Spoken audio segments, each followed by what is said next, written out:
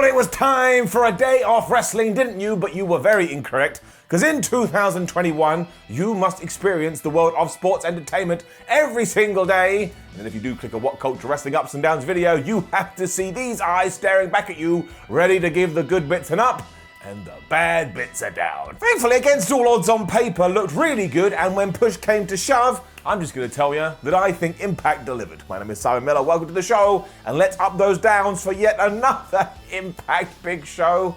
My word, they have a lot of them.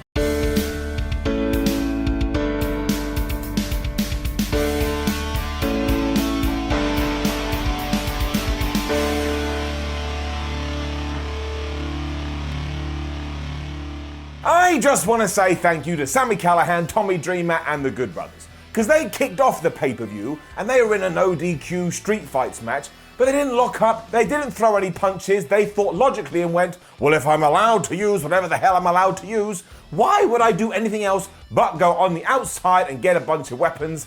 And they did this pretty much instantly. Too often in these kind of things, we do get two dudes that just try and wrestle each other, and it's like, what the flub are you doing? If you know you can go get a chair and smash it into somebody's skull, you don't walk over to them and give them a hug. I mean, you do after you've hit them with a chair, but that's just because hugging is really nice. I mean, they even used a ring bell at one point, and they spent most of this on the outside, and as it so went, Tommy Dreamer and Sami Callihan started off as quite a good team, but then Gallows and Anderson slowly started to fight their way back into it.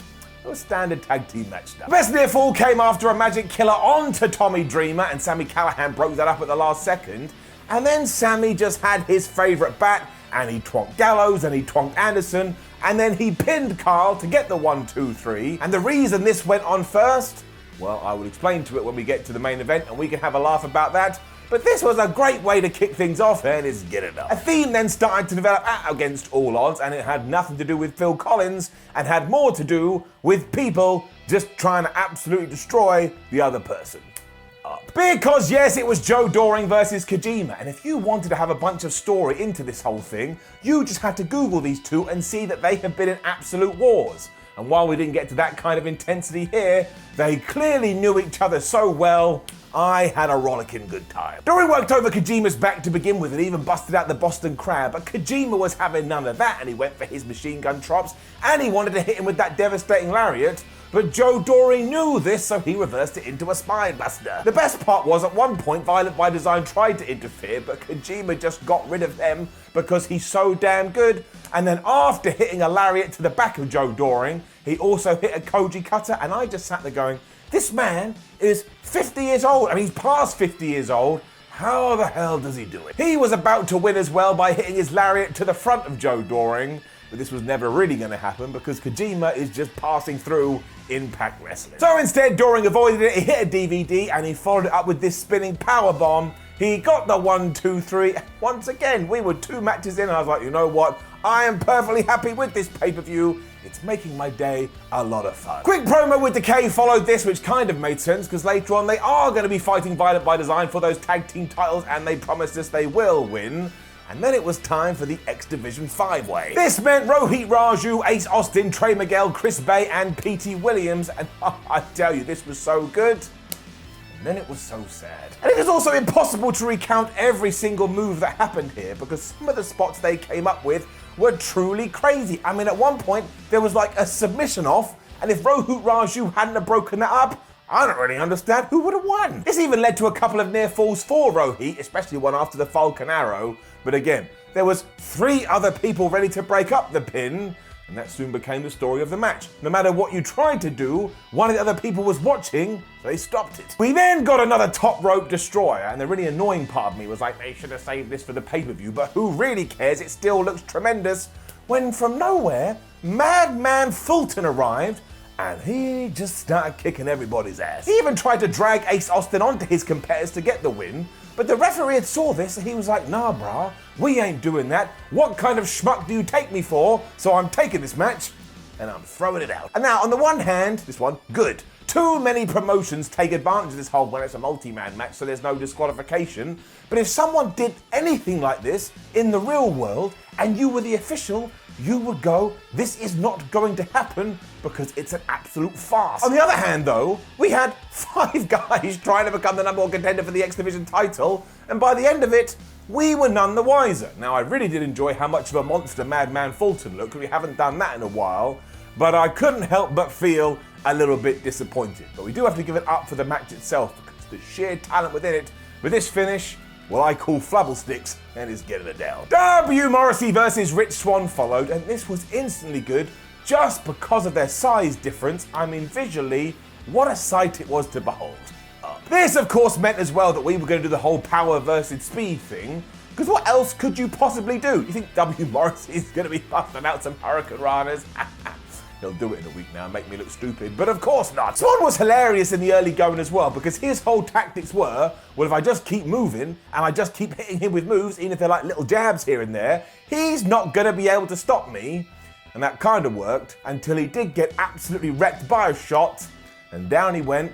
It was a bit like he'd been hit by a gun. This slowed things right down as Morrissey started to take his time, but when Rich Swann did get back into this, not only did he hit a 450 to the outside, he then hit a 450 back in the ring, and he followed it up with a Phoenix Splash, and I was like, oh my gosh, he's going to win. But instead, after he had landed that, Morrissey just rose from the ashes like some kind of demon and threw him around the ring. It really must have annoyed Morrissey as well, because not only did he hit a boot to the back of Rich Swann when he went for a flippy dippy doodah move, but he then hit a bunch of power bombs, and you thought he was going to leave it, but then Rich Swann swore at him. He flipped him off. I won't do it to you. So Morrison was like, okay, I'll give you another power bomb, and beat Rich Swann, who, do not forget, used to be the Impact World Champion, right there, slap bang in the middle of the ring. So I thought this was a huge deal for Morrissey, and on a quick side note, Rich Swann is such a damn good pro wrestler. But if you were to ask me, Simon, at some point, do you think Morrissey is going to be the world champion? I would tell you yes, and this was a pretty standard fight, but it did everything that it had to do. Gianna Prato, Kimberly and Susan said that they can feel it in the air tonight, that they're all going to be walking away as champions. And then it was Jordynne Grace versus Tenille Dashwood. Jordynne Grace lost again. Now there are caveats here, namely Caleb with a K, because Tenille Dashwood's guy, I don't know really what he does, kept interfering at every single second he could. The interesting part, however, which surely is going to tie into the overarching story, is that Tenille Dashwood is not as good as Jordynne Grace, or at least that's what was presented here. However, when Jordynne did hit the Vader bomb, Dashwood still kicked out. And there was no shenanigans here. It went 1, it went 2, and Tenille got a shoulder up. Impact was always going to have to do some kind of angle here, though, because Rachel Ellering was also at ringside. So when Jordynne Grace had locked in the choke and it looked like she was about to be victorious, Caleb with a K got up on the apron, Rachel Ellering pulled him down, and because Grace is losing her flipping mind, she released her submission hold to go and yell at Rachel like, stop helping me, I don't need your help, I'm better than you. Even though at the moment, Grace, you're really not. And you especially never do this in wrestling, because Tenille Dashwood saw an ass and she hit the most devastating move in all the sports entertainment, the surprise roll-up, and she got the win. Everybody had a huge rout afterwards, and Caleb with a K got hit with a Michinoku driver, and we still haven't really broken up Rachel Ellering and Jordynne Grace, and I kind of felt like this was the time to do it. Also, I know a few people have been, well, this was a really stupid finish. Why would Jordynne Grace break up her submission hold? And look, you do make a very, very good point, but I see it as she's going all crazy in here because she can't handle the fact that she has no momentum. Either way, I enjoyed it for what it was. Small skit with Brian Myers and Sam Bill followed, with Brian Myers trying to tell him, hey, you've always got to watch the show, you've got to be a professional wrestler, blah, blah. When Jake Something walked by and basically went, you're listening to Brian Myers, you're going to be the worst wrestler ever. So there's your new feud, Brian Myers versus Jake Something. They'll probably have a match on Impact. Knockout titles are on the line next, as Fire and Flavor did indeed take on Kimberly and Susan. And this really suffered because man had it come out of nowhere. This just got announced on Impact and everybody was like, okay. And then here we are a few days later and kaboom. You also had this other weirdness because both teams were basically bad guy teams, but it was Kiera Hogan and Tasha Steelz that kind of played babyface. And I'm sorry, that does just not work with that act at all. This was kind of a swing and a miss, and it's getting it down. And Kiera Hogan got the hot tag, and I couldn't help but sit there and go, if there had been a crowd in the building, I don't think they would have cheered for this because, again, go back to the start of 2021, Flyer and Flavor, as they should have been massive dicks to everyone. It was also the issue that deep down in your toes you just knew that Fire and Flavor weren't going to lose the titles, and as it turned out, that was correct. At one point the tag team klaxon, did go off, letting everybody know they can run in the ring, and the last move we saw was Steels doing a frog splash to Susan, and they are still your champions. It certainly wasn't bad, do not get me wrong, but the whole thing just felt rushed just to have an Impact Tag Team Women's match on the pay-per-view, and you don't always have to do that. Sometimes some breathing room is okay. From one tag match to another too, because then the men's tag team championships were on the line, and we went from one fight that didn't really have any story to another that was essentially drowning in it. Because poor Cody Deaner has essentially been Jey Uso'd recently. Not only does Eric Young just yell at him like, "You the weak link here, pal, you better not lose, otherwise I'll decapitate you," but in this one, Crazy Steve was also going, "You losey, Cody Deaner, you went and joined VBD and now look at you, you're nothing but a pawn." This basically spurned him on here though, because I guess he assumed, man, I'd like to have my head on my shoulders, so I've got to win. But ultimately, if it wasn't for Rhino, Cody Deaner wouldn't have done that well at all, because every time he was in the ring, he was so terrified about the consequences, he could not get Shib going. Steve was battering Deaner later on as well, but he kept getting his shoulder up, because again, I think he was terrified about being murdered. And once again, thank goodness for Rhino, because not only did he take out Black Taurus, he then took out Crazy Steve, which allowed Deaner to hit the Deaner DDT, so he did actually get the visual pin, but deep down in his tum-tum, he's gonna know if it wasn't for the man-beast, he would have been screwed. So this was a little bit chaotic from start to finish, but I do like the narrative here, and you've got to assume at some point Cody Deaner needs to leave Violent by Design, but I also really like Violent by Design, and I don't want him to leave, so instead we have to talk to Eric Young. Eric, just calm it down, man. Be nice to this guy, otherwise he's going to run away from the nest. Nobody wants that. This worked fine. It was then time for the Knockouts title match, meaning Decay were going back to back because it was indeed Rosemary taking on Deonna Purrazzo for the gold. Being undead or whatever the hell she is allowed Rosemary to be quite dominant in the early going, including hitting a suplex on the rampway. But this is Deonna Purrazzo, damn it, and she doesn't lie down for anyone. She's also the master of kind of flubbing up your arm, so after she did kind of attack Rosemary when it got stuck in the ring, she went to work thinking, I'm going to apply the Venus de Milo, and you're going to tap. This almost put Rosemary in a position too where she started to panic, because she kept going for the as above, so below, but at no point during this was she able to hit it, and then she started to get concerned. I mean, it was about as successful as my hairline, but she did turn the tide at one point, and she tried to apply some submissions to Deonna Purrazzo, but she wasn't able to do it because, again, her arm didn't work. Deonna saw that, she did lock in her submission, but thankfully, if you're a Rosemary fan, she got to the ropes. The champ then removed Rosemary's knee brace, and that's how she really got the advantage here, because when she needed to, she just booted her in the knee. But that also meant when Rosemary was going for her super duper finisher, she wasn't able to do it. Her leg buckled. Deonna Purrazzo gave her the power driver.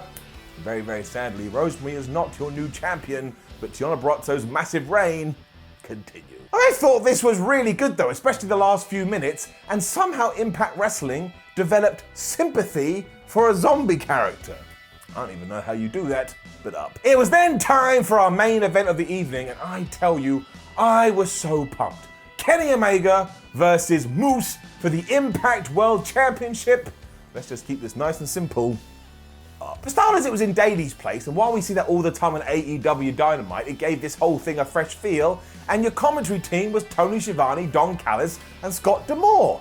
So I kind of felt like I was in some sort of alternative dimension, but boy howdy did I like it. Also, what a year Moose is having. He has just developed into this incredible pro wrestler, and I think Kenny Omega must have known that, because no matter what he tried to do, it was essentially the equivalent of taking your fist and punching a wall. Do you know what happens? Your fist will be obliterated and the wall just goes, I'm a wall, what did you think was going to happen? Omega was able to daze him a little bit with a dive to the outside, but then Moose shrugged it off and he was doing the flippy floppy doodah stuff, thinking he's a cruiserweight. Moose, you absolutely massive. Sadly, this also became his downfall because he essentially adopted a, well, anything you can do, I can do better. And as Kenny Omega was draped over the barricade, Moose ran at him and tried to do a dive, and he went careening over the top and fell into the audience area, meaning he landed on the concrete. Kenny then chucked a bin at his head, This did not look good for Moose. Omega just took over, although there was a near fall after a Moose go to hell. But Kenny didn't like that either. So it was just V-trigger, dragon suplex, V-trigger. I thought it was going to kill him. Moose's arm was just mushed by this point, so Kenny Omega started hitting V-triggers to the limb, and that made me laugh because it was just so ridiculous. But when he tried to pick Moose up for the one-ring angels, he was like, oh no, I can't do it because the Moose is just too big. So we have to go back to other things. The most stupid part of the match followed this though, because doctors came out to check on Moose. He was like, go away, I don't need you. And he then hit Omega with a Spanish fly from the top rope. I mean, I don't want to keep going on about it, but Moose shouldn't be doing Spanish flies from the top rope. It was brilliant. I also had a moment where I thought Moose was actually going to win because he went for the lights out spear, but that damn Kenny Omega pulled the referee in the way, and that poor official got murked. With the referee down, the Young Bucks arrived too, because I guess they now live in Daly's place, and it was kind of funny because they were aping their Generation Me characters they played in TNA, but they hit him with a bunch of super kicks, they hit him with the BTE trigger, they then put him on top of Kenny Omega's shoulders, he hit the one-winged angel, nobody bar that one person kicks out of that. 1, 2, 3, Omega stole another one. And I know some people are mad because it was a shenanigan finish, but I thought we went out of our way to protect Moose here, but also on a personal level, I never actually thought he was going to win. I think he will be the champion one day, but not tonight.